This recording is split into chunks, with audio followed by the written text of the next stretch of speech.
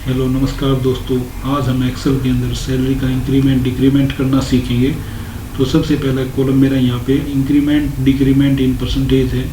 तो इस सेल के अंदर आपको परसेंटेज डिजिट के अंदर वो नंबर लिखने होंगे जिसके अकॉर्डिंग एम्प्लॉय की सैलरी उतनी सैलरी ही मतलब इंक्रीमेंट या डिक्रीमेंट होनी। जैसे 2% आ जाएगी, यहाँ पे 2% सैलरी इंक्रीमेंट होके आएगी और यहाँ पे 2% डिक्रीमेंट होके आएगी। तो यहाँ पे परसेंटेज में आपको वो डिजिट बताने हैं जितनी सैलरी एम्प्लॉय की इंक्रीमेंट या डिक्रीमेंट हो करके वो यहाँ पे डिस्प्ले करेगा। फिर आगे एम्प्लॉय का नेम है, फिर उसकी जो सैलरी है वो यहाँ पे लिख रखी मैंने करंट सैलरी, इसी के अंदर इंक्रीमेंट डिक्रीमेंट होगा।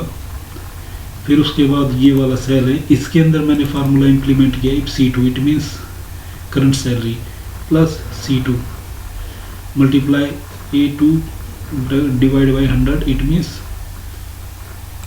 इस फार्मूले से भी वो क्या करके दिखाएगा। जो 2% है अजय की सैलरी 12,000, उस 12,000 का 2% निकाल के यहाँ पे डिस्प्ले कराएगा।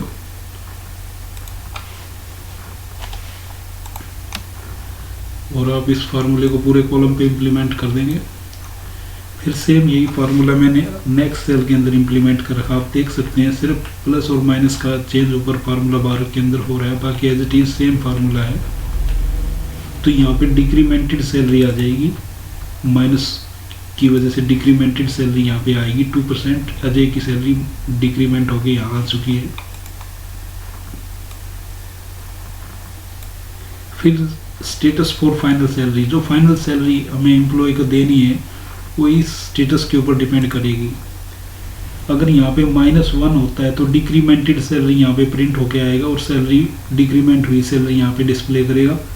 अगर यहाँ 0 है तो करंट सैलरी यहाँ आएगा और करंट सैलरी यहाँ डिजिट में से डिस्प्ले करा देगा इस सेल से, कॉलम से। अगर यहाँ पे खाली 1 वैल्यू है तो इंक्रीमेंटेड सैलरी यहाँ पे आएगी। तो यहाँ पे मैं कुछ वैल्यू डाल देता हूँ।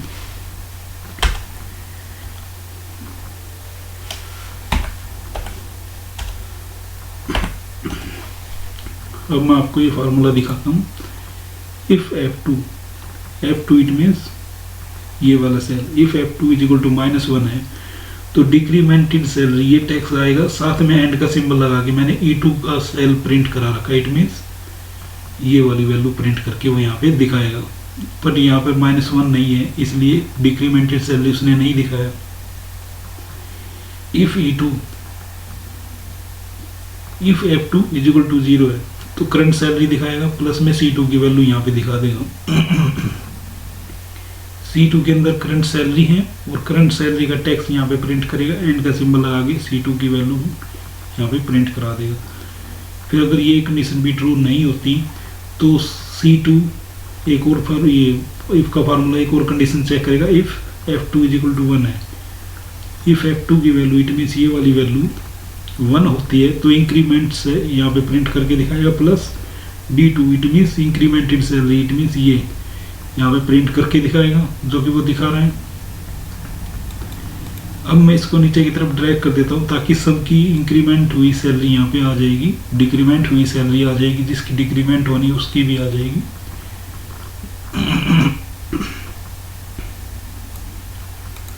और एक लास्ट में आ चुका है इनकरेक्ट इनपुट। अगर इनमें से कोई भी कंडीशन अगर ट्रू नहीं होती तो लास्ट में इनकरेक्ट इनपुट आ जाएगा। जैसे यहाँ पे 2 डाल रखा है तो यहाँ पे 2 वैल्यू नहीं डालनी है, यहाँ पे सिर्फ 1, 0 और -1 ये 3 वैल्यू ही डलेंगी। 1 डालते ही यहाँ पे इंक्रीमेंटेड सैलरी आ चुका है, -1 डिक्रीमेंटेड, 0 करंट सैलरी, 2, 3, 4 या कोई भी वैल्यू आप डालोगे तो उसमें इनकरेक्ट इनपुट आएगा। Hope you like my video. Thank you for watching my video.